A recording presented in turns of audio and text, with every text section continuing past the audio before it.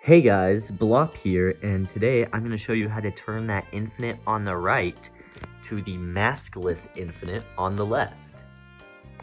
So this guy was actually made for the Sonic vs. Shadow movie on Sonic and Friends, so you can go check that out up there, hopefully. And sadly, he doesn't make an appearance, but I just thought I'd show you guys how to make him anyway. And these clips were made in the context of behind the scenes, so if phrasing seems weird, that's why. Because it wasn't originally made for this channel, it was made for SAF Studios, but now it's going on here. So I hope you enjoy, and let's just get right into it. Now, it's this guy's turn to get customized, and here's what I'm gonna do. I'm gonna cut off as much of his mask as I can, maybe leave his ears on, maybe cut him off, or just cover them, I don't know. But cutting the mask off is the very first thing, so I want to somehow set up my camera. Alright, so it's weird doing this. I'm kind of nervous almost, but let's just cut right into his face. Wow, and it is just all black under there. Absolutely nothing. And I mean, rightfully so, you're not supposed to be cutting the mask off of this guy, but he looks really funny when you do this, honestly. Maybe instead of actually like sewing a black face on him, I'll be able to kind of just cover up these lines in between somehow. I'm not really sure, but it's kind of funny because this could almost create a prop mask for him too. But I do not want to risk cutting into his face. I want to make sure I'm only destroying the mask, not the actual guy. Or, no, there just is no black on this one. That would make sense. Okay, that's the deal is, so the sides I get to keep, but this part I don't. So what I'm going to do is I'm just going to sew a whole new this part over this. And this is going to be covered by his snout, so that actually works out really well. Wow, okay. This is actually going to work in my favor, but this is the current look of this guy right now. Pretty funny when he doesn't have a face on him, but I guess I'll just cut that string off too, because we won't be needing that. We'll keep the ears intact. I'll just sew over those. Okay, wait, that's perfect. I might actually end up just doing this then. Well, that's a lot more work than just cutting it, but I don't know. You know what? This part's boring, so I'm gonna cut this, then I'll be back. Okay, now his head has been busted open, and I was gonna cut out this piece, but black, to place it there and, you know, bridge everything together. But I remembered Infinite, before he fights Shadow, isn't supposed to have this thing, so that's why I'm heating up my glue gun so that I can actually melt that off, and you'll see how I do that. And I'm also trying to desperately keep the stuffing crammed in his head, but it really likes to escape, so I should probably sew that first, but I'm not gonna do that. Because why would I do that? And God, these thimbles are really starting to annoy me.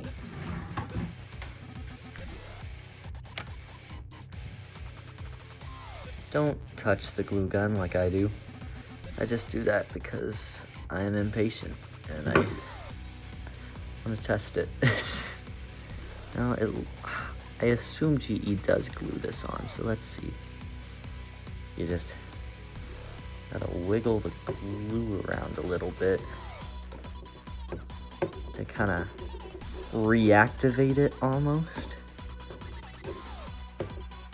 So I don't know how much detail I'll be able to put into him, but there it is.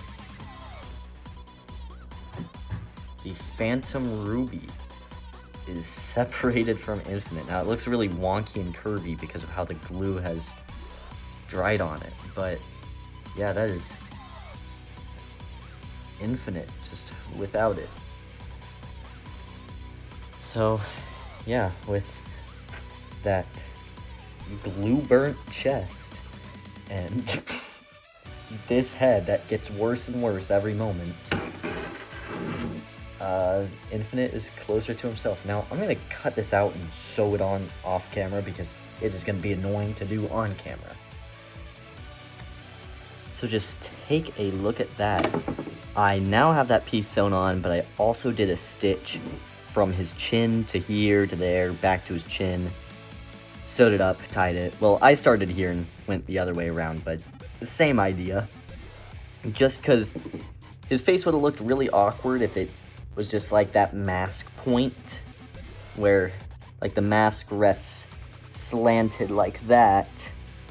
It needs to kind of have this snout look for this. Then I have a piece like this that's just a little bit bigger than the edge of this and kind of lines up like that, just where I put that stitch. And these are darts I'm gonna sew up. So before I put this on, I'm gonna cut out another one of these and then sew them together, sew up the darts, so then I can ladder stitch them onto his face, so he has a bit more of a proper muzzle there at the least. Now I have the pieces sewn together, and it kind of forms like this weird rectangle at the top with never mind, I don't want to acknowledge the shape, but it'll just kind of be laid out where this follows this gray line left from the mask. Laid out like that, and so from the side, it ends up forming his normal muzzle. So just all the way around, I'm going to do a ladder stitch. Now take a look at that snout. Funny thing is that nose is actually just the part of his face. I didn't sew in a separate one, and I just kind of cut out a rectangle to make the top there to cover that stitch. And now these are the eyepieces, and I think I'm actually going to use these fabric markers to detail them. And then I'll add the scar and then sew over his ears, and that's going to be Infinite. Honestly, really quick and easy custom. So funny story, right? I kind of forgot to document the rest of it, so I just finished it. His eyes are glued on, his scar is just kind of a strange triangle I glued on, and then the ears, I just kind of cut out pieces to match what was there, just cut them a little larger, then ladder stitch them on all the way around. Now, what sucks is, like, this black felt here for his face is like a premium kind that's really good, but the white felt, they only ever have the crappy version, so you can see through it on the ear, which really sucks. Because on this one, it's like the white ear with the black pattern, so you can kind of see the black. And you'd think, okay, well this one's fine because like it's all one color, whatever. No, the white rings make it easier to tell that there's black in there, and that's just really annoying. I mean, even the backs of his ears are covered. And again, no ruby. He has a full face. I'm not gonna add a mouth, just because, I mean, this guy's gonna appear for like 5 seconds probably. If he needs an expression, he'll steal shadows or someone's or something. I don't know, but that is the finished Infinite before the Phantom Ruby plush, before he was called weak. And I mean, I'm pretty proud of this guy for throwing him together in a night. This is really good. And what's nice too is the eyes kind of hide the difference between this piece of felt and the fabric here. And then of course, like, the ears just isn't really too noticeable. Yeah, I mean, I'm pretty happy with the guy. I mean, obviously I wish there was a way I could get this glue off him, but that's just like, I don't think that's happening. But I mean, hey, put your thumb over it, hide it, no one needs to know. I'm happy with this guy as he is. I mean, especially for being thrown together in a night. I honestly am pretty impressed with myself for this. So yeah, that's the complete Infinite without his mask.